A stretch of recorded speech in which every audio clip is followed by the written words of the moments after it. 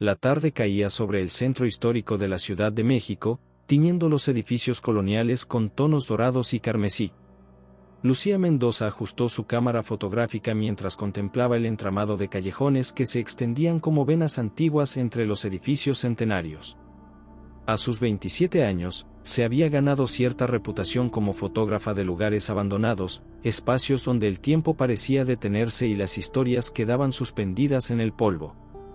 «Pinche calor del demonio», murmuró, limpiando el sudor de su frente con el dorso de la mano mientras revisaba el mapa en su celular. La calle Donceles, famosa por sus librerías de viejo, escondía entre sus recovecos un callejón sin nombre que no aparecía en las guías turísticas. Lucía había escuchado rumores sobre una casona colonial abandonada desde la Revolución, un lugar que los vecinos evitaban incluso mencionar. Al doblar en una esquina, casi choca con Carlos, su mejor amigo y ocasional asistente, quien cargaba un equipo de iluminación. «Güey, me espantaste», exclamó él, acomodándose los lentes de pasta negra. «¿Estás segura de que quieres meterte ahí? Mi abuela siempre dice que hay lugares que es mejor dejar en paz». Lucía sonrió con ese gesto de determinación que Carlos conocía demasiado bien. «Por eso mismo venimos, ¿no? Para documentar lo que nadie quiere ver». Mientras avanzaban por el estrecho callejón, las paredes parecían estrecharse a su alrededor.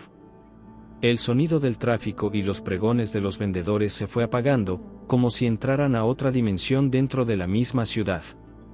Un anciano de piel curtida vendía periódicos en la esquina, sentado sobre un banquito de madera desgastada. Al ver a Lucía y su cámara, levantó la mirada con ojos nublados por cataratas. «La casa no recibe bien a los curiosos, señorita», dijo con voz cascada. «Algunos entran, pero no todos salen siendo los mismos». Lucía sintió un escalofrío, pero lo disimuló con una sonrisa cortés. «Solo son fotografías para un proyecto, señor. No tardaremos». El anciano negó con la cabeza y volvió a sus periódicos, murmurando algo sobre «La niña Olmedo» y «Las paredes que escuchan». Finalmente la vieron. Al fondo del callejón, como si la ciudad hubiera crecido a su alrededor intentando asfixiarla, se alzaba una casona de 2 pisos con fachada de cantera gris. Las ventanas, cubiertas con tablones podridos, parecían ojos ciegos observando el callejón. La puerta principal, de madera tallada con motivos florales, estaba entreabierta, como si invitara a entrar. «No mames, Lucía, este lugar sí está de película de terror», susurró Carlos, apretando inconscientemente la correa de su mochila. «Es perfecto», respondió ella, ajustando su lente. «Exactamente lo que necesito para la exposición». Al cruzar el umbral, el aire se tornó denso y frío. El interior olía a humedad, a tierra mojada y a algo más que Lucía no pudo identificar. Los rayos de sol que se filtraban por las rendijas de los tablones dibujaban patrones fantasmales en el suelo de mosaico quebrado. Lucía levantó su cámara y enfocó la escalera principal que ascendía hacia la oscuridad del segundo piso. Al disparar el obturador, una corriente de aire helado recorrió la estancia. Cuando revisó la imagen en la pantalla digital, su sangre se congeló. En lo alto de la escalera, apenas visible entre las sombras, se distinguía la silueta de una mujer con vestido largo.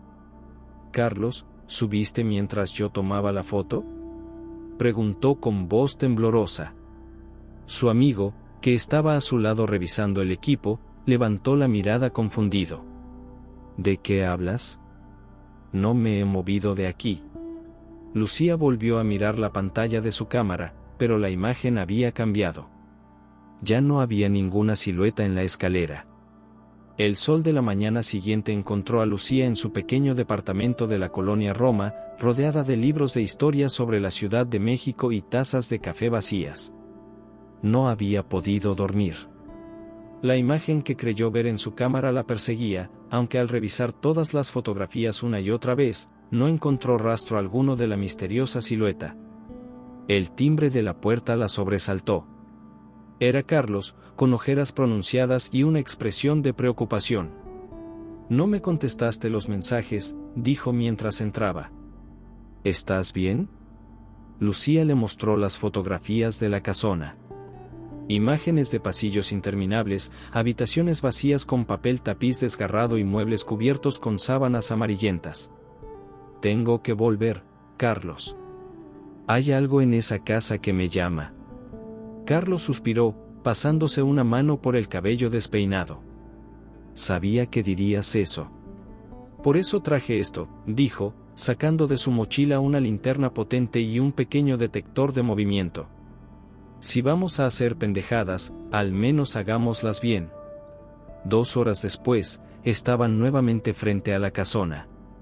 El anciano de los periódicos no estaba en su esquina, pero habían dejado un periódico doblado sobre el banquito. La fecha del diario era de 1912. Esto es una broma macabra, murmuró Carlos, pero Lucía ya estaba cruzando el umbral de la casa. Esta vez, la puerta principal chirrió al abrirse completamente, como dándoles la bienvenida. La luz del día apenas iluminaba el interior, creando sombras alargadas que parecían moverse por voluntad propia. Quiero revisar el segundo piso, dijo Lucía, dirigiéndose a la escalera. Los escalones crujían bajo sus pies, protestando por la intrusión. El segundo piso era un laberinto de habitaciones, algunas tan pequeñas que apenas cabía una persona, otras sorprendentemente amplias con techos altos decorados con molduras ornamentales. En lo que parecía haber sido una habitación infantil, encontraron una muñeca de porcelana con el rostro agrietado, sentada en una mecedora que se balanceaba suavemente. No hay corriente de aire que explique ese movimiento, susurró Carlos, con la voz entrecortada. Lucía fotografió la escena, sintiendo un nudo en la garganta. Al fondo de la habitación, un pequeño escritorio de madera tallada llamó su atención. Al abrir el cajón principal, encontró un diario encuadernado en cuero rojo. Diario de Isabel Olmedo, 1912, leyó en voz alta. Carlos, esto es un tesoro histórico.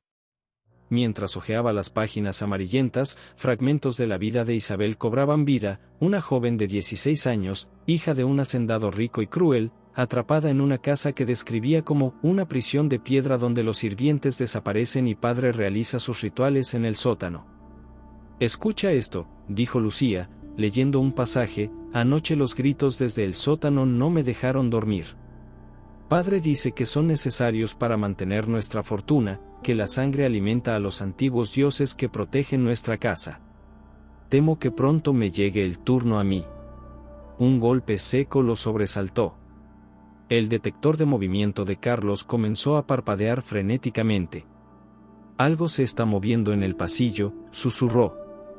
Salieron de la habitación con cautela. El pasillo, antes vacío, ahora parecía interminable, con más puertas de las que recordaban haber visto. Esto no es posible, murmuró Carlos. La casa no puede ser tan grande por dentro.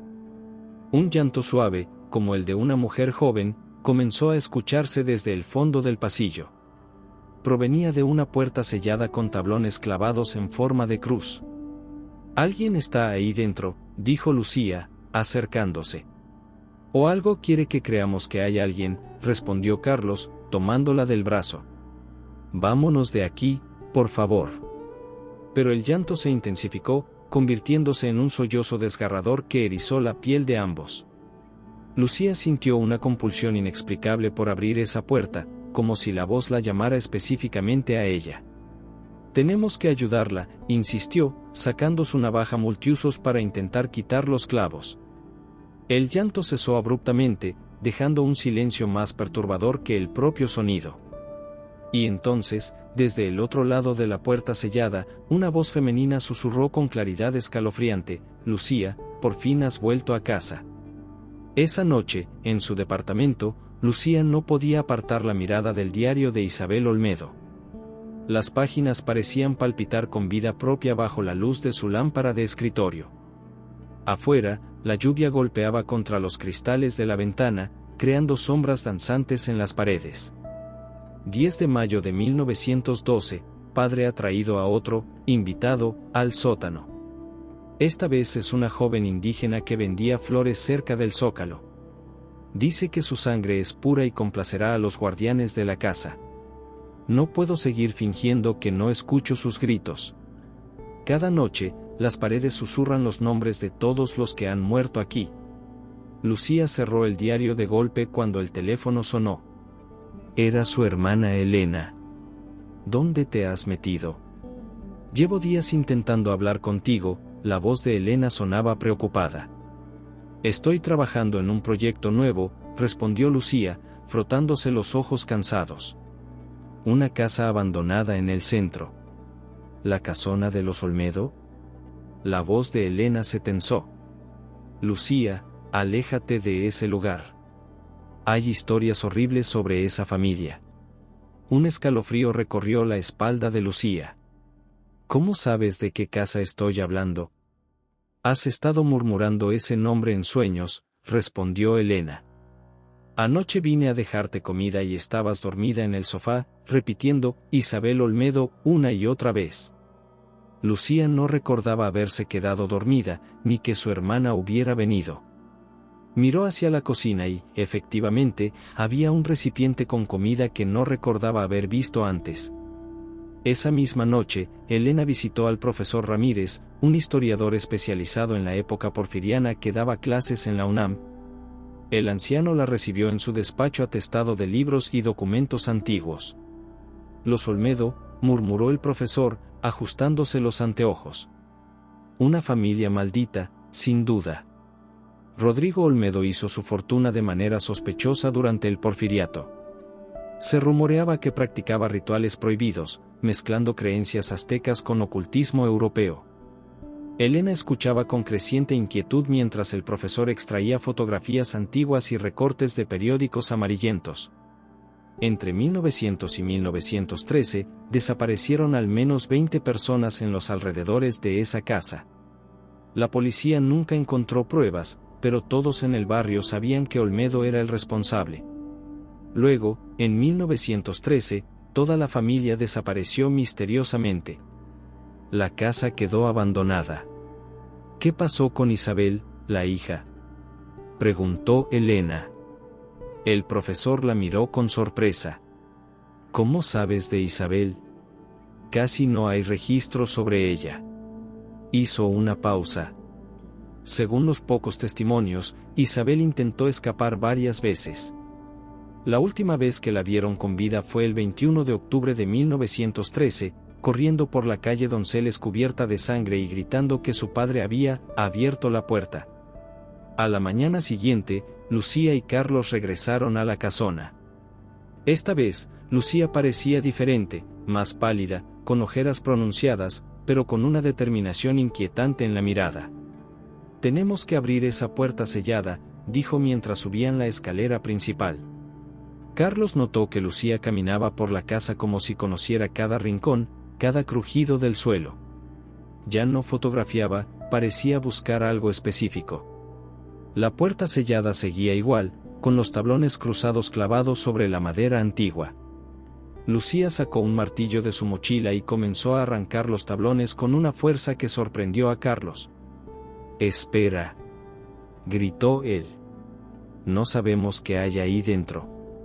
«Yo lo sé», respondió ella con una voz extrañamente serena. «Isabel está esperándome». Cuando el último tablón cayó, la puerta se abrió sola, como si una mano invisible la empujara desde dentro. La habitación era amplia, con ventanales cubiertos por cortinas de terciopelo rojo desgarradas. En el centro, un altar de piedra tallada con símbolos que mezclaban iconografía católica con glifos aztecas. Sobre las paredes, docenas de fotografías antiguas en marcos oxidados, rostros de hombres y mujeres de diferentes edades, todos con la misma expresión de terror en los ojos. «Son las víctimas», susurró Lucía, acercándose a las fotografías. Rodrigo Olmedo las fotografiaba antes de sacrificarlas. Carlos se acercó al altar y notó un símbolo tallado en la piedra, una espiral que parecía hundirse en la superficie. Sin pensar, pasó los dedos sobre el grabado. Un zumbido agudo llenó la habitación. Las fotografías en las paredes comenzaron a vibrar. Carlos sintió como si miles de agujas se clavaran en su piel. Gritó, pero su voz sonó distorsionada, como si viniera de muy lejos. Cayó al suelo, convulsionando. Lucía corrió hacia él, pero se detuvo a medio camino. Su expresión cambió de preocupación a una extraña calma. Se giró lentamente hacia la puerta, que se cerró con un golpe seco. Por toda la casa, puertas y ventanas se cerraban violentamente. Carlos, dijo con voz monótona. La casa nos ha elegido. No nos dejará salir. Carlos, semiconsciente en el suelo, vio cómo una sombra se desprendía de la pared y se deslizaba hasta posarse detrás de Lucía, como un manto oscuro sobre sus hombros. Cuando ella volvió a mirarlo, sus ojos habían cambiado, pupilas dilatadas, casi negras, con un brillo antinatural. Isabel ha esperado mucho tiempo, dijo Lucía, pero la voz no parecía ser completamente suya. La cabeza de Carlos palpitaba con un dolor sordo mientras recuperaba la conciencia. Se encontraba recostado en una cama antigua con dosel, en una habitación que no recordaba haber visto antes. Las paredes estaban cubiertas con un papel tapiz floreado que se desprendía en jirones, revelando manchas oscuras debajo que parecían moverse sutilmente, como si respiraran. ¿Lucía?, llamó, incorporándose con dificultad. Su voz sonó apagada, como absorbida por el aire denso. El silencio que siguió fue interrumpido por un susurro apenas audible que parecía venir de las paredes mismas. No debiste tocar la espiral. Ahora él sabe que estás aquí. Carlos se levantó de un salto, buscando frenéticamente su mochila. La encontró en un rincón, con el contenido desparramado, la linterna, el detector de movimiento, ahora inservible, con la pantalla quebrada, su celular sin señal y una botella de agua. Mientras tanto, Lucía deambulaba por pasillos que parecían estirarse y contraerse a su paso. Las puertas se multiplicaban a su alrededor, algunas tan pequeñas que apenas cabría un niño, otras enormes y ornamentadas. No buscaba a Carlos. Una parte de ella sabía que debería estar preocupada por él, pero esa voz quedaba ahogada por otra más fuerte, más antigua, que la guiaba a través del laberinto de la casa. Sigue el sonido del agua, susurraba la voz en su mente. Y efectivamente, Lucía podía escuchar un goteo constante que parecía provenir de todas partes y de ninguna a la vez. En la distancia, el llanto de una mujer se mezclaba con el goteo. Lucía se detuvo frente a un espejo de cuerpo entero con marco de plata ennegrecida. Su reflejo le devolvió una mirada extraña, como si otra persona usara su rostro. ¿Isabel?, preguntó a su reflejo. La imagen en el espejo sonrió, aunque Lucía no estaba sonriendo. «Has vuelto a casa», dijo su reflejo con voz dulce. «Pero no eres la única. Él también ha regresado». Fuera de la casona, Elena golpeaba desesperadamente la puerta principal, que se mantenía cerrada a pesar de sus esfuerzos. Había pasado toda la noche intentando contactar a Lucía, y al no recibir respuesta, había rastreado la ubicación del celular de su hermana hasta este callejón olvidado. «Lucía. Carlos», gritaba, pero su voz rebotaba en la fachada de piedra sin respuesta. Un policía que patrullaba la zona se acercó a ella. «Señorita, ¿hay algún problema?». Elena intentó explicarle que su hermana estaba atrapada en la casa, pero el oficial miró la fachada con extrañeza. «Esta propiedad está clausurada desde hace décadas.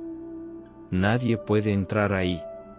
«Mi hermana está adentro», insistió Elena. «Rastreé su celular hasta aquí». El policía negó con la cabeza.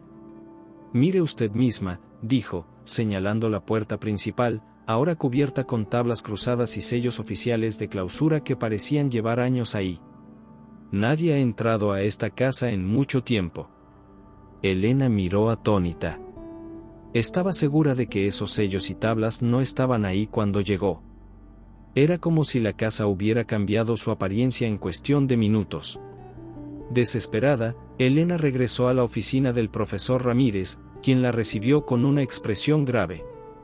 «He estado investigando más sobre los Olmedo», dijo el profesor, mostrándole un antiguo plano arquitectónico. La casa fue construida sobre las ruinas de un templo azteca dedicado a Mictlantecutli, el señor del inframundo. Rodrigo Olmedo no eligió ese lugar por casualidad. ¿Cómo puedo entrar?, preguntó Elena. La casa no me deja pasar. El profesor la miró con seriedad. La pregunta no es cómo entrar, sino si deberías hacerlo. Según mis investigaciones, la casa elige a quienes permite entrar. Si tu hermana está dentro, es porque la casa la quiere ahí. Dentro de la casona, Carlos avanzaba cautelosamente por un pasillo que no recordaba haber visto antes. Las paredes parecían palpitar sutilmente, y el aire se volvía más frío a medida que avanzaba. Escuchaba voces distantes, fragmentos de conversaciones que parecían venir de otras épocas.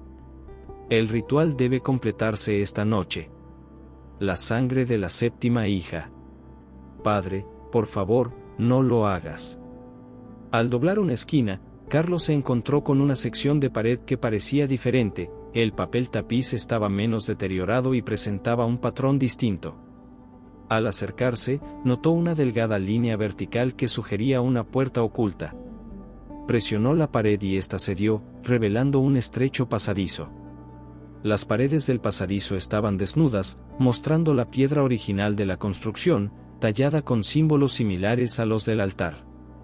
Carlos encendió su linterna y avanzó, escuchando cómo la puerta se cerraba tras él. El pasadizo se bifurcaba en múltiples direcciones, formando un laberinto dentro de las paredes de la casa. Carlos comprendió que estaba en un sistema de pasajes secretos que recorrían toda la estructura, probablemente usados por Rodrigo Olmedo para observar a sus víctimas sin ser visto. A través de pequeñas rendijas en las paredes, Carlos podía ver diferentes habitaciones de la casa. En una de ellas, vislumbró a Lucía de pie frente a un espejo, hablando con su reflejo como si mantuviera una conversación con otra persona. Lucía, llamó en voz baja, pero ella no pareció escucharlo. En el reflejo del espejo, Carlos vio con horror que detrás de Lucía se formaba una silueta oscura que no correspondía a nada visible en la habitación real. La silueta colocó lo que parecían ser manos sobre los hombros de Lucía, y ella se estremeció, pero no se apartó. Carlos golpeó la pared, intentando llamar su atención, pero el sonido fue absorbido por la piedra. Desesperado, continuó avanzando por el laberinto de pasadizos, buscando una salida que lo llevara a esa habitación. Lo que no sabía era que cada paso que daba lo alejaba más de Lucía y lo acercaba al corazón oscuro de la casa, el sótano donde Rodrigo Olmedo había realizado sus rituales, y donde algo antiguo y hambriento esperaba su próximo sacrificio. La luz mortecina que se filtraba por las ventanas sucias apenas iluminaba las páginas amarillentas del diario que Lucía sostenía entre sus manos temblorosas.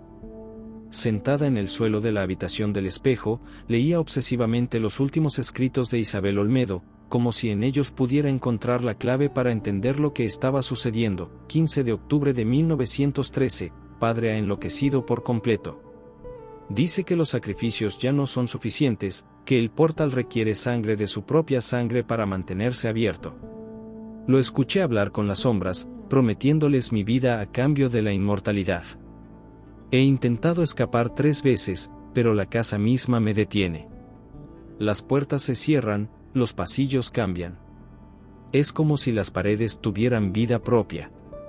Lucía pasó la página con dedos entumecidos por el frío sobrenatural que invadía la habitación. 20 de octubre de 1913, he descubierto la verdad en los documentos secretos de padre.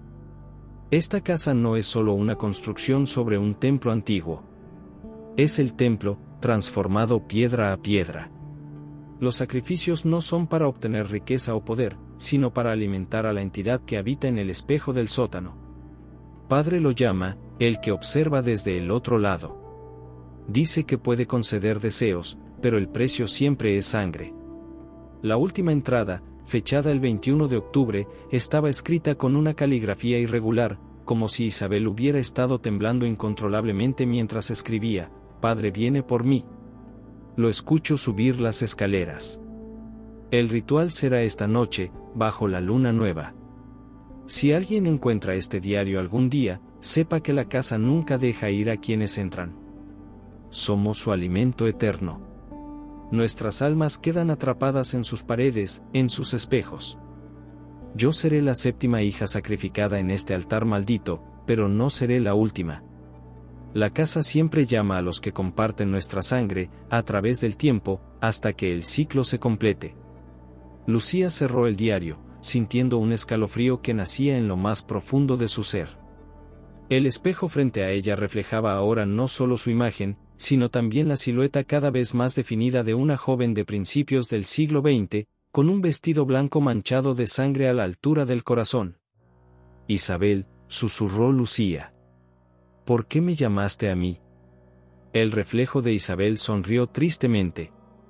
«Porque compartimos la misma sangre, Lucía. Eres mi descendiente. La 7ª generación. El ciclo debe completarse para que todos podamos descansar». Carlos, mientras tanto, había encontrado una salida de los pasadizos que lo llevó a una biblioteca polvorienta. Las estanterías llegaban hasta el techo, repletas de tomos antiguos sobre ocultismo, rituales aztecas y magia negra europea.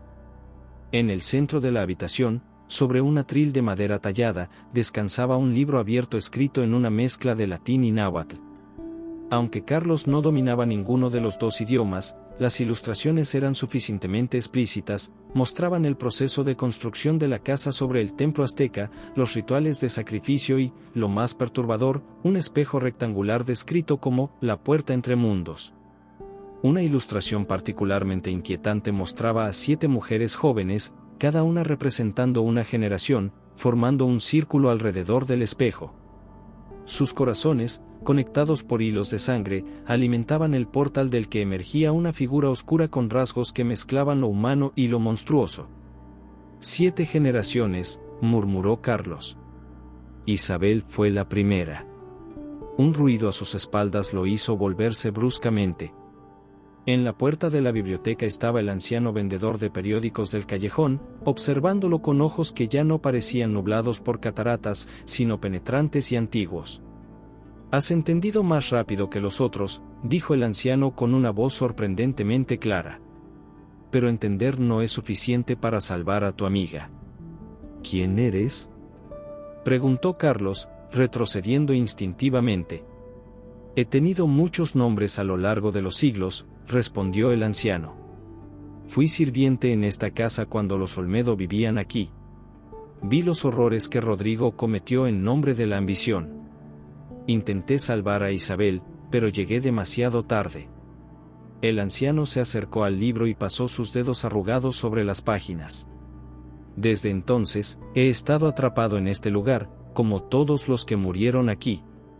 Ni vivo ni muerto, esperando que el ciclo se complete para poder descansar».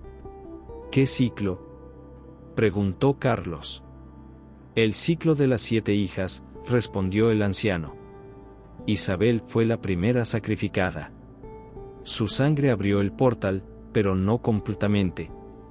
Rodrigo descubrió que necesitaría la sangre de 7 descendientes directas, una por generación, para abrir permanentemente la puerta y obtener la inmortalidad que tanto ansiaba.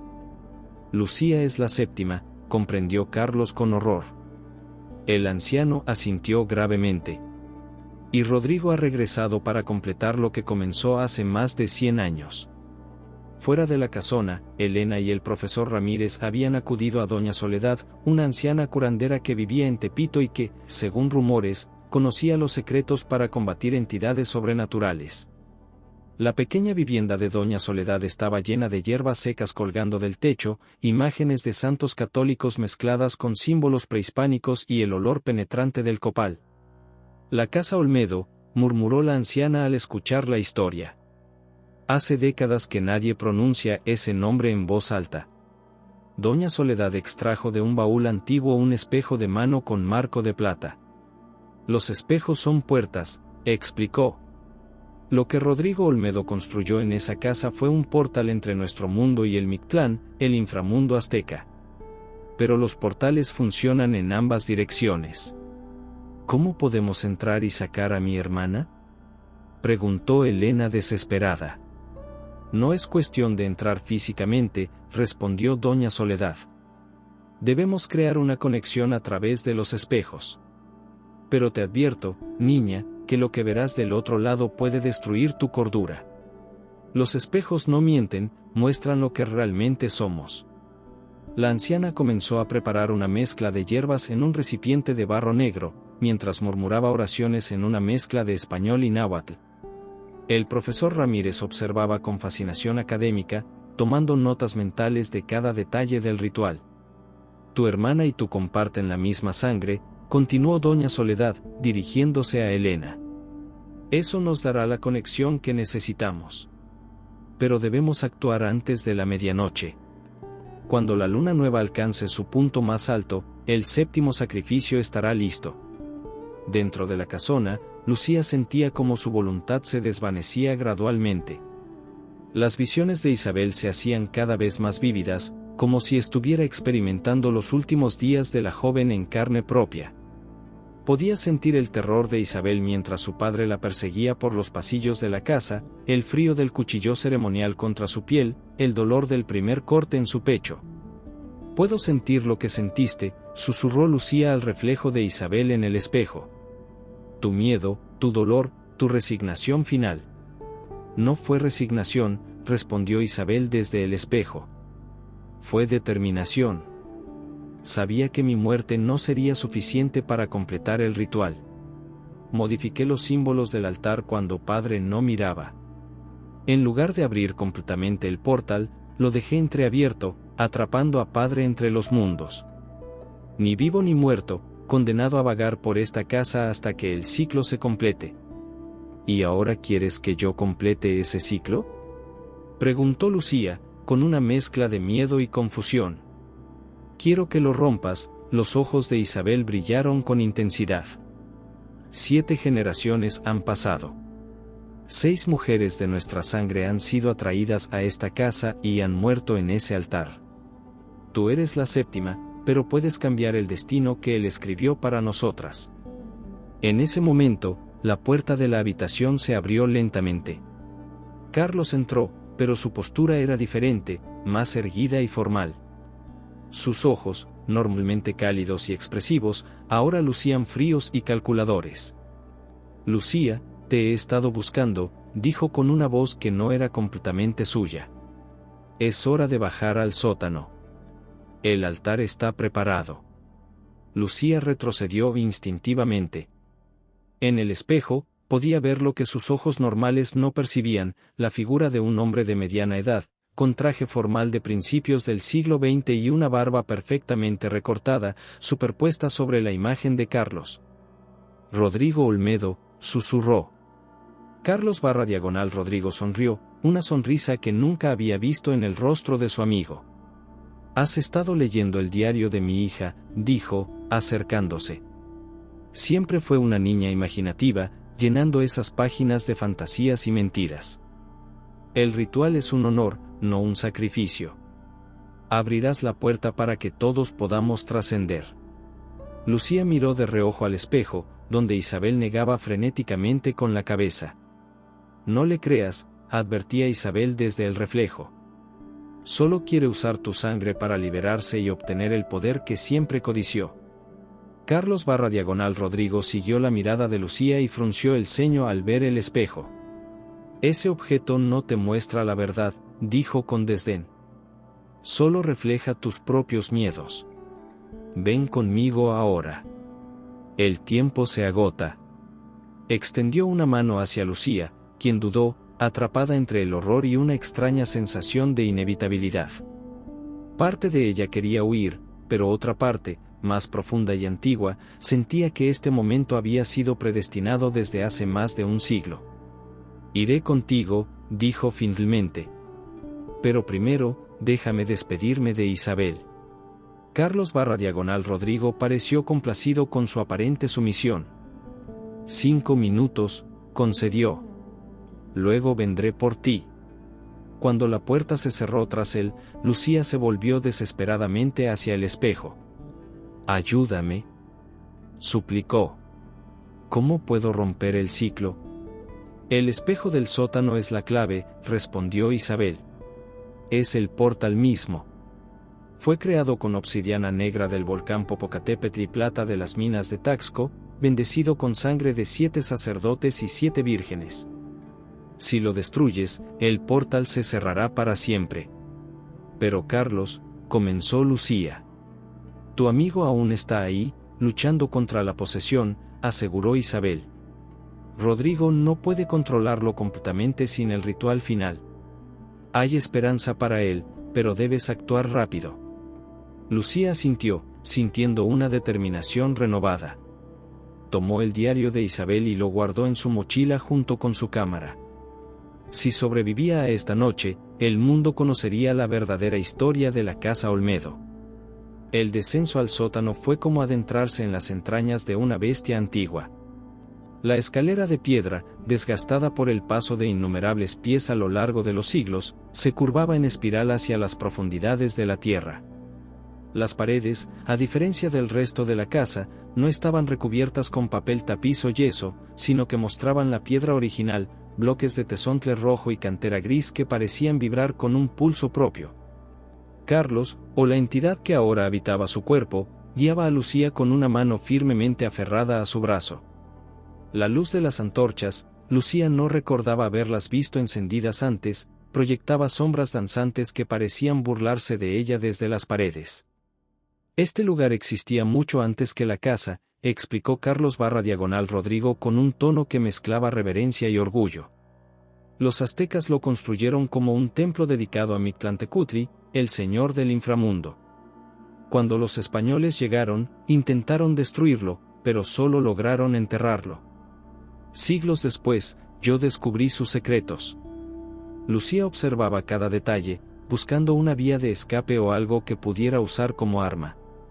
El sótano era mucho más grande de lo que parecía posible, considerando las dimensiones exteriores de la casa. Se extendía en todas direcciones como un laberinto subterráneo, con túneles secundarios que se perdían en la oscuridad.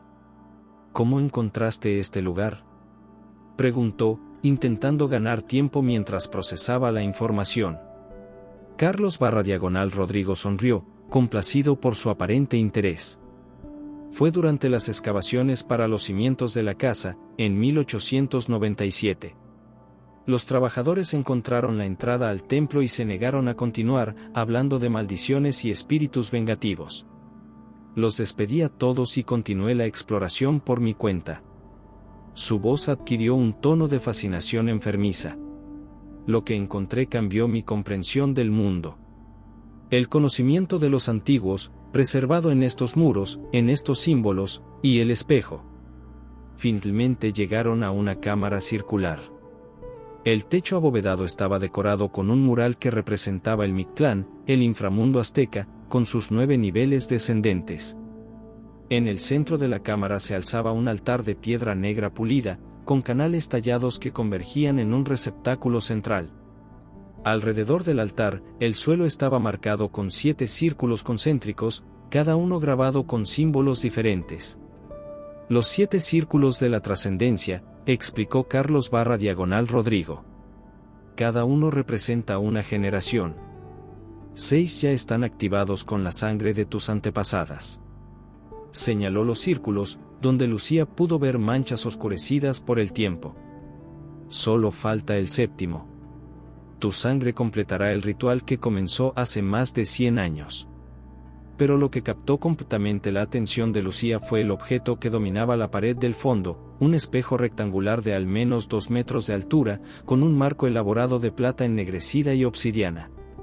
La superficie del espejo no reflejaba la habitación, sino que mostraba lo que parecía ser un paisaje desolado bajo un cielo rojizo, con montañas distorsionadas y estructuras imposibles que desafiaban la física. El Mictlán, susurró Lucía, reconociendo el paisaje de sus estudios sobre mitología prehispánica. No solo es una ventana, dijo Carlos Rodrigo con reverencia. Es una puerta. Y esta noche, finalmente se abrirá por completo. Mientras tanto, en la pequeña vivienda de Doña Soledad en Tepito, el ritual de conexión estaba en su punto culminante. La anciana había dispuesto 7 espejos de diferentes tamaños en círculo alrededor de Elena, quien sostenía en sus manos una fotografía de Lucía y un mechón de su cabello. Los espejos son los ojos del alma, recitaba Doña Soledad mientras quemaba hierbas aromáticas. Lo que existe en un lado, existe en todos los lados. Lo que se refleja, se conecta. El profesor Ramírez observaba con una mezcla de escepticismo académico y creciente inquietud. El humo del copal formaba patrones extraños en el aire, figuras que parecían rostros agonizantes. «Cierra los ojos, niña», instruyó doña Soledad a Elena. «Visualiza a tu hermana. Llámala con tu mente, con tu sangre». Elena obedeció, concentrándose intensamente en la imagen mental de Lucía.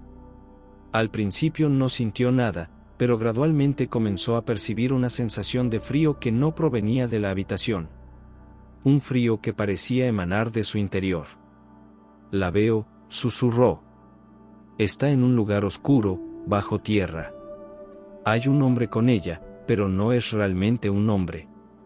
Es como una sombra usando un cuerpo humano».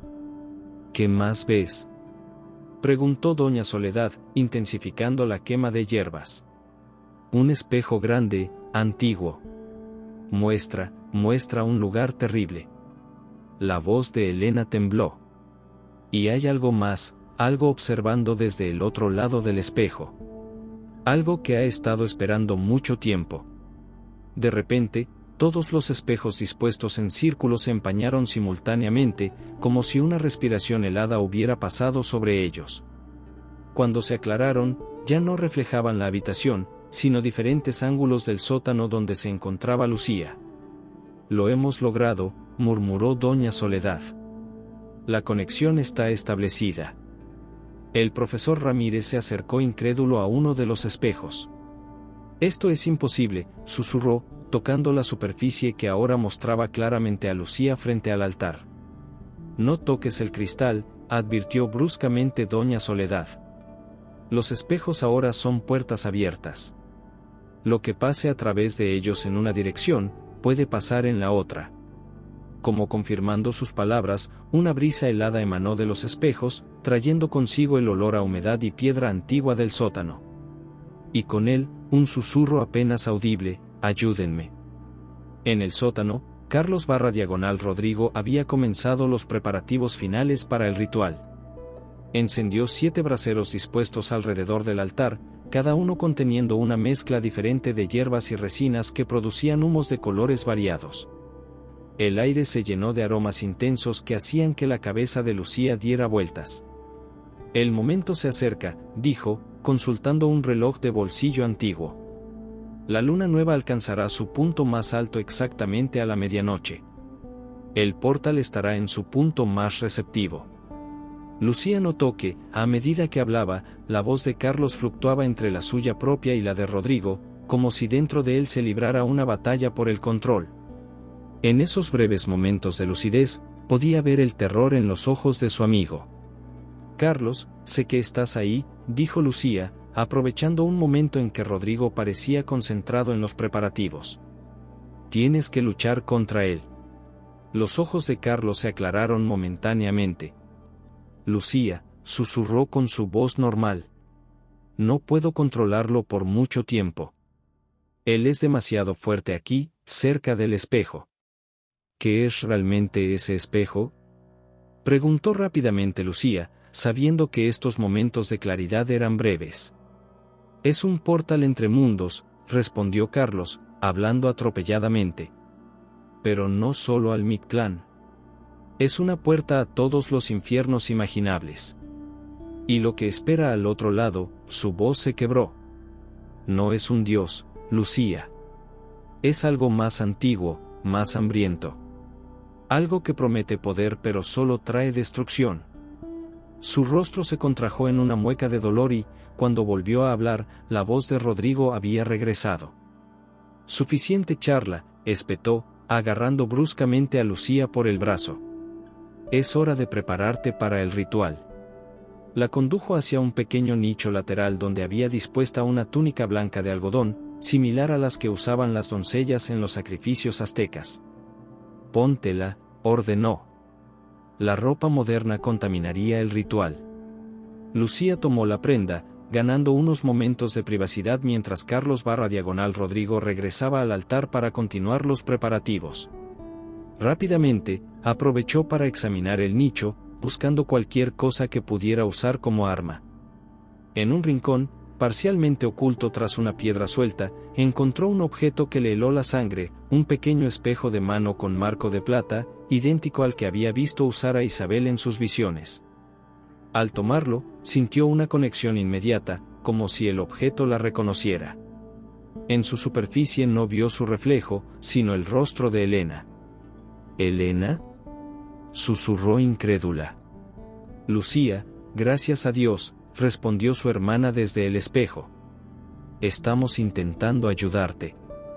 Doña Soledad dice que el espejo grande es la fuente de su poder. Debes destruirlo antes de la medianoche.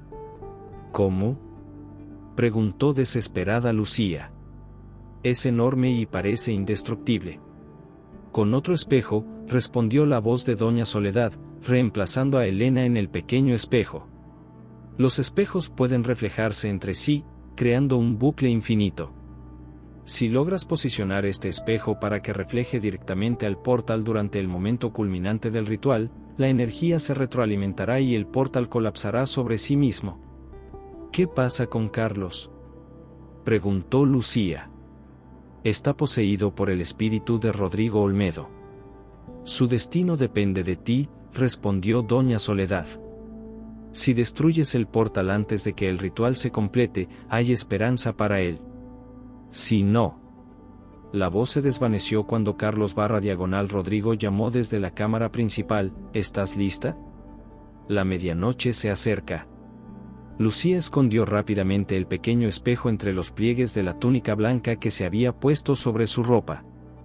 Estoy lista, respondió, saliendo del nicho con una determinación renovada. Al regresar a la cámara principal, Lucía notó que el paisaje en el espejo grande había cambiado.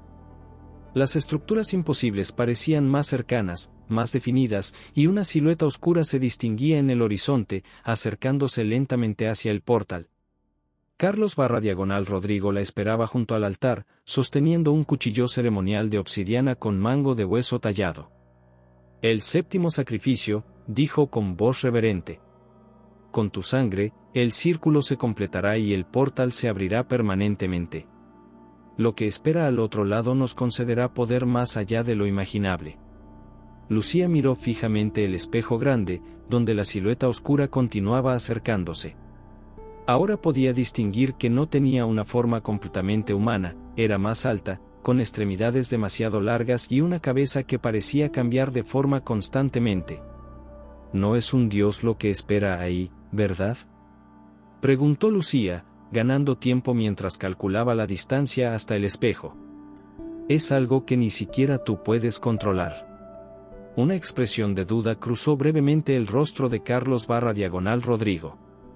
Los antiguos lo llamaban Tezcatlipoca, el señor del espejo humeante, respondió. Los europeos lo conocían por otros nombres. Es más antiguo que la humanidad misma.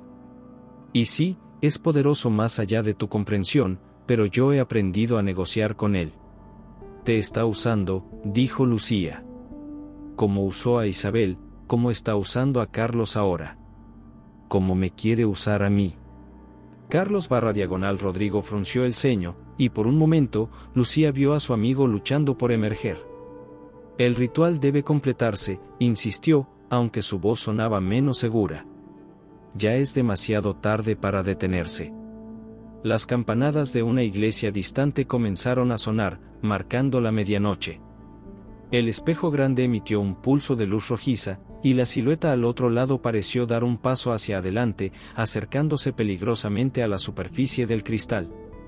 Es hora, dijo Carlos Rodrigo, levantando el cuchillo ceremonial. Tu sangre abrirá la puerta final. Las campanadas de medianoche resonaban como ecos distantes en el sótano, cada una enviando vibraciones a través de la piedra antigua. El espejo portal pulsaba con cada tañido, su superficie ondulándose como mercurio líquido. La silueta al otro lado ahora era claramente visible, una entidad de proporciones imposibles, con extremidades que se doblaban en ángulos que desafiaban la anatomía humana y un rostro que parecía estar compuesto por múltiples caras superpuestas, todas ellas retorciéndose en expresiones de hambre insaciable. Carlos Rodrigo condujo a Lucía hacia el altar central. Los 7 círculos grabados en el suelo comenzaron a brillar tenuemente, los 6 primeros con un resplandor rojizo, el 7º aún oscuro, esperando ser activado. «Recuéstate», ordenó, señalando la superficie pulida del altar. Lucía obedeció lentamente, ganando segundos preciosos mientras su mente trabajaba frenéticamente. El pequeño espejo de plata pesaba contra su costado, oculto entre los pliegues de la túnica blanca. Necesitaba el momento perfecto para usarlo. ¿Sabes por qué te elegí a ti, Lucía?, preguntó Carlos /Rodrigo mientras preparaba el cuchillo ritual, frotando la hoja de obsidiana con hierbas aromáticas. No fue casualidad que encontraras esta casa. Te he estado observando desde que naciste, guiando sutilmente tu camino. Tu fascinación por los lugares abandonados, tu carrera como fotógrafa, todo fue parte del plan. ¿Por qué esperar tanto tiempo?, preguntó Lucía, intentando mantenerlo hablando. Han pasado más de 100 años desde Isabel.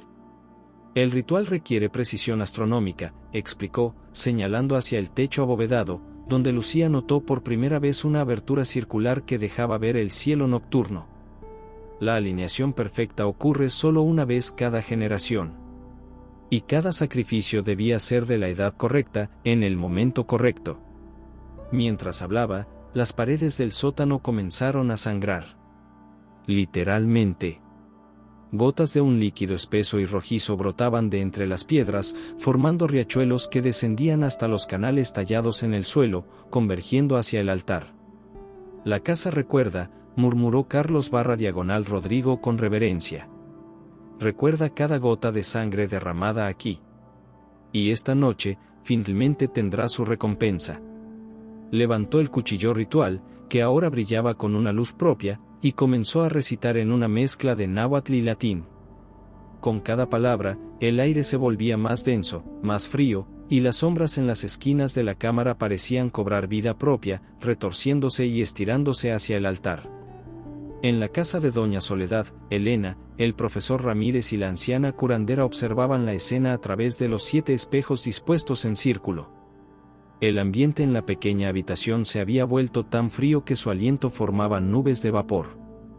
«Está comenzando», dijo Doña Soledad con voz tensa. «El ritual final. ¿No podemos hacer nada más para ayudarla?», preguntó Elena desesperada. «Ya hemos hecho lo que podíamos», respondió la anciana. «Le hemos dado la herramienta. Ahora depende de ella usarla en el momento preciso». El profesor Ramírez, quien había mantenido su escepticismo académico hasta entonces, ahora observaba con horror cómo una sustancia oscura comenzaba a filtrarse desde los bordes de los espejos. «Esto no puede estar pasando», murmuró, tocando con dedos temblorosos el líquido que resultó ser espeso y cálido. «Es sangre real. La barrera entre los mundos se está debilitando», explicó Doña Soledad. «Lo que ocurre allí comienza a manifestarse aquí». En el sótano, Carlos /Rodrigo había terminado su invocación y ahora sostenía el cuchillo directamente sobre el pecho de Lucía. «Con este sacrificio, abro la 7ª puerta», proclamó con voz resonante. «Con esta sangre, completo el círculo iniciado por mis antepasados. Que el portal se abra y los mundos se unan». Justo cuando comenzaba a descender el cuchillo, un cambio sutil ocurrió en su expresión. Sus ojos, fríos y calculadores hasta ese momento, parpadearon con confusión y horror. Era Carlos, momentáneamente liberado del control de Rodrigo. Lucía, jadeó, luchando visiblemente contra una fuerza invisible que intentaba controlar su brazo. «No puedo detenerlo por mucho tiempo». Lucía aprovechó ese instante de debilidad para actuar. Con un movimiento rápido, extrajo el pequeño espejo de plata de entre los pliegues de su túnica y lo posicionó frente a ella, reflejando directamente hacia el espejo portal. «No», rugió la voz de Rodrigo, recuperando parcialmente el control del cuerpo de Carlos. «Detente». Pero era demasiado tarde. El pequeño espejo captó la luz pulsante del portal y la reflejó de vuelta, creando un corredor infinito de luz entre ambos espejos. Un chillido agudo, como el de 1000 voces gritando al unísono, emanó del portal. La entidad al otro lado retrocedió, como cegada por la luz reflejada. Las paredes del sótano comenzaron a temblar violentamente. Fragmentos de piedra caían del techo, y las antorchas se apagaron una a una, dejando solo la luz pulsante de los espejos como iluminación. Carlos / Rodrigo se tambaleó hacia atrás, el cuchillo ritual cayendo de sus manos. Su rostro se contorsionaba en una batalla interna por el control, la imagen de Rodrigo Olmedo superponiéndose y desvaneciéndose sobre las facciones de Carlos. «¿Lo que has hecho?», gritó con la voz de Rodrigo. «Has condenado a todos». Lucía se incorporó del altar, manteniendo firmemente el espejo en posición. La retroalimentación entre ambos espejos se intensificaba, creando un túnel de luz que parecía perforar la realidad misma. «No, Rodrigo», respondió con firmeza. «He liberado a todos los que atrapaste aquí, incluida Isabel». Al mencionar ese nombre, una nueva presencia se materializó en la cámara. La figura translúcida de Isabel Olmedo, vistiendo el mismo vestido blanco manchado de sangre que Lucía había visto en sus visiones, se formó entre el altar y el portal. «Padre», dijo la aparición con voz etérea. «Es hora de que esto termine». «Isabel». La voz de Rodrigo sonaba ahora desesperada. «No entiendes lo que está en juego. El poder que podríamos tener».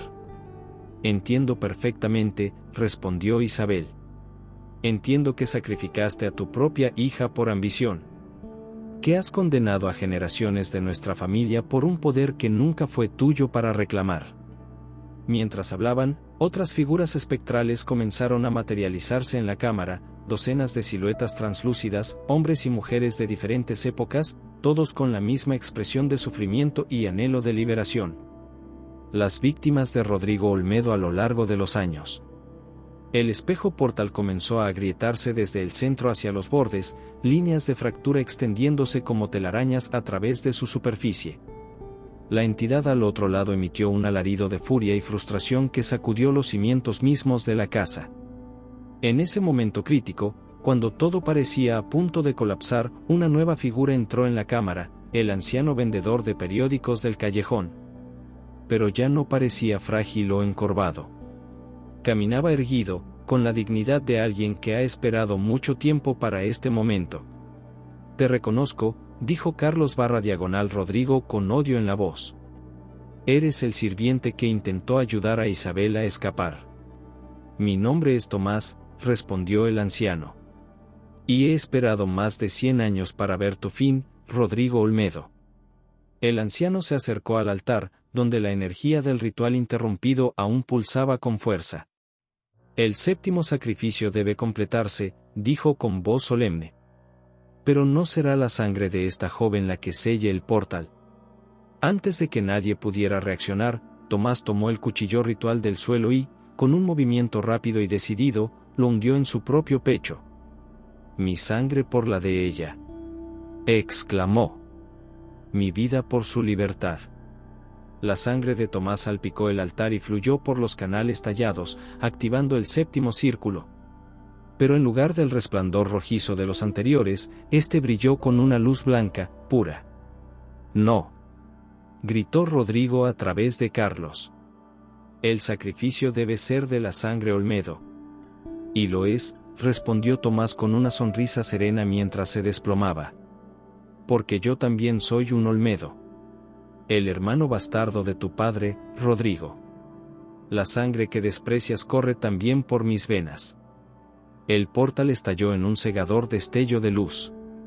La superficie del espejo grande se fragmentó completamente, y cada fragmento reflejaba un aspecto diferente del Mictlán, como si la realidad misma se estuviera despedazando. La entidad al otro lado emitió un último alarido de rabia antes de ser arrastrada de vuelta a las profundidades. Carlos cayó de rodillas, liberado finalmente del control de Rodrigo. La forma espectral del hacendado se separó de él, intentando desesperadamente aferrarse a la realidad material, pero las otras figuras espectrales lo rodearon, arrastrándolo hacia el portal que colapsaba. «No pueden hacerme esto», gritaba mientras era arrastrado. «Soy Rodrigo Olmedo. he conquistado a la muerte misma. Isabel se acercó a su padre mientras éste era arrastrado hacia el portal fragmentado. No has conquistado nada, padre, dijo con tristeza. Solo has prolongado tu sufrimiento.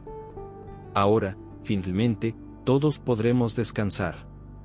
El techo comenzó a derrumbarse en serio. Grandes bloques de piedra caían alrededor de Lucía y Carlos, quien apenas podía mantenerse consciente. Tenemos que salir de aquí, gritó Lucía, corriendo hacia su amigo y ayudándolo a levantarse. Isabel se volvió hacia ellos, su forma espectral fluctuando entre la solidez y la transparencia. El pasadizo indicó, señalando una abertura casi invisible en la pared. Los llevará directamente a la calle. Rápido. Lucía pasó el brazo de Carlos sobre sus hombros y lo arrastró hacia la salida indicada. Antes de entrar al pasadizo, miró por última vez hacia atrás. El espejo portal se había convertido en un vórtice de energía que absorbía todo a su alrededor. Las figuras espectrales, incluida la de Rodrigo Olmedo, eran succionadas hacia su interior. Isabel permanecía junto al cuerpo caído de Tomás, cuya forma espectral se había separado ya de su envoltorio físico y le tendía la mano. Gracias, dijo Isabel mirando a Lucía. Has liberado a 7 generaciones de nuestra familia. El último fragmento del espejo estalló, y una onda expansiva de energía recorrió la cámara, derrumbando lo que quedaba del techo.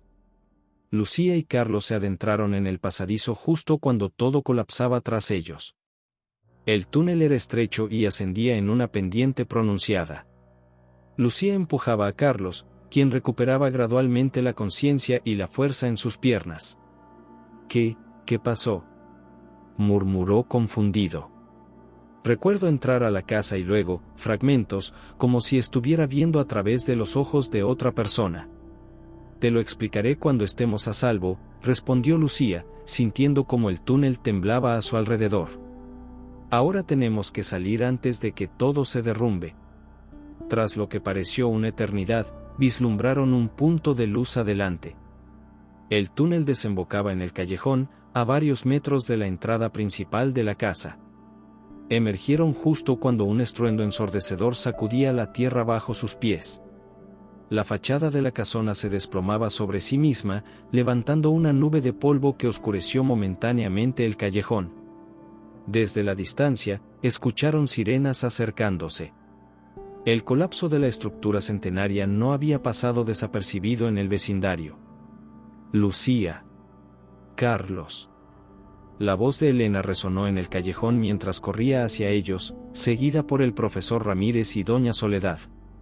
Los 5 observaron en silencio cómo la casona Olmedo se reducía a escombros ante sus ojos. Donde antes se alzaba la imponente estructura colonial, ahora solo quedaba un montón de piedras y madera pulverizada. Se acabó, murmuró doña Soledad. El portal está cerrado. Pero mientras pronunciaba estas palabras, un último destello de luz emergió de entre los escombros, tan breve que podría haberse confundido con el reflejo de las luces de emergencia que comenzaban a llegar al lugar. Solo Lucía lo vio claramente, la silueta de Isabel y Tomás, tomados de la mano, ascendiendo hacia el cielo nocturno junto con docenas de otras figuras luminosas, finalmente liberadas de su prisión centenaria. En la casa de doña Soledad, los 7 espejos dispuestos en círculo se habían quebrado simultáneamente en el momento exacto del colapso de la casona. Solo quedaba intacto el pequeño espejo de plata que Lucía había usado para reflejar el portal, ahora inerte sobre la mesa, mostrando únicamente reflejos normales. 3 meses después, Lucía contemplaba la exposición fotográfica titulada Ecos del pasado, la verdadera historia de la Casa Olmedo, en una galería de la colonia Roma. Las paredes blancas estaban cubiertas con sus fotografías del interior de la casona, ampliadas y enmarcadas con sobriedad. Junto a cada imagen, fragmentos del diario de Isabel, cuidadosamente preservado y restaurado, ofrecían contexto histórico a los visitantes. La exposición había generado considerable controversia en círculos académicos. Algunos historiadores cuestionaban la autenticidad del diario, mientras que otros lo consideraban un hallazgo invaluable para entender las prácticas ocultistas durante el Porfiriato. El profesor Ramírez había escrito un extenso prólogo para el catálogo de la exposición, legitimando el descubrimiento desde su posición académica. Carlos, completamente recuperado físicamente aunque aún procesando psicológicamente lo vivido, se acercó a Lucía con 2 copas de champaña. «A tu éxito», brindó, entregándole una copa. La crítica está encantada, aunque siguen pensando que las manifestaciones sobrenaturales son solo una licencia artística de tu parte. Lucía sonrió, agradeciendo silenciosamente que el mundo prefiriera esa explicación. Nadie necesitaba saber toda la verdad, excepto quienes la habían vivido. ¿Has tenido más pesadillas?, preguntó en voz baja. Carlos negó con la cabeza.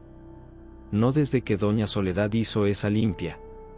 Aunque a veces, cuando me miro al espejo demasiado tiempo, dejó la frase inconclusa, pero Lucía entendió. Ambos llevaban cicatrices invisibles de su experiencia. Carlos había pasado semanas en terapia, intentando reconciliar los fragmentos de memoria de cuando Rodrigo Olmedo controlaba su cuerpo. Lucía, por su parte, se sobresaltaba cada vez que veía su reflejo en superficies inesperadas, temiendo encontrar a Isabel mirándola desde el otro lado. Elena se unió a ellos, radiante en un elegante vestido negro. Desde aquella noche, el vínculo entre las hermanas se había fortalecido inmensamente. La periodista de cultura de El Universal quiere una entrevista exclusiva, informó. Dice que tu enfoque de mezclar fotografía con investigación histórica está redefiniendo el fotoperiodismo. Lucía asintió, aunque su mente estaba parcialmente en otro lugar. Entre los asistentes a la exposición, había notado a un hombre mayor observando atentamente una fotografía específica, la imagen del espejo Portal, tomada momentos antes de que todo colapsara. Había algo familiar en su postura, en la forma en que inclinaba ligeramente la cabeza. Disculpándose con Carlos y Elena, Lucía se acercó al hombre, quien le daba la espalda. ¿Le interesa la historia de los Olmedo?, preguntó. El hombre se volvió lentamente. No era el anciano vendedor de periódicos, como por un momento había temido y esperado Lucía. Era un desconocido, de unos 70 años, con ojos amables y una sonrisa serena. Mi abuela me contaba historias sobre esa casa, respondió. Trabajó como sirvienta para los Olmedo a principios del siglo pasado. Siempre dijo que había algo maligno en esas paredes, algo que se alimentaba del sufrimiento. ¿Su abuela?, preguntó Lucía, sintiendo un escalofrío recorrer su espalda. Refugio Martínez, respondió el hombre. Escapó de la casa en 1913, poco antes de que la familia desapareciera misteriosamente. Siempre dijo que fue gracias a un hombre llamado Tomás, quien la ayudó a huir. Lucía sintió que el aire abandonaba sus pulmones. Refugio Martínez era mencionada en el diario de Isabel como la única sirvienta que había mostrado amabilidad hacia ella. Su abuela tuvo suerte, dijo finalmente. El hombre asintió gravemente. Eso mismo decía ella. Y también decía algo más, que algún día alguien con la sangre de Isabel regresaría para liberar a todos los atrapados en esa casa. Sus ojos se fijaron en los de Lucía. Parece que tenía razón. Antes de que Lucía pudiera responder, el hombre se despidió con una inclinación de cabeza y se perdió entre la multitud de asistentes. Lucía lo buscó, pero había desaparecido tan misteriosamente como había aparecido. Esa noche, después de la exitosa inauguración, Lucía regresó a su departamento.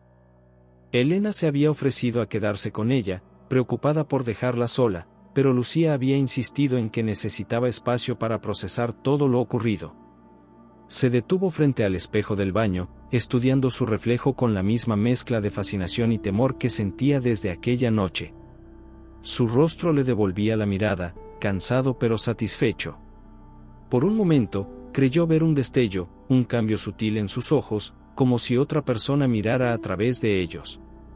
Pero fue tan breve que podría haberlo imaginado. El sitio donde antes se alzaba la casona Olmedo había sido acordonado por las autoridades.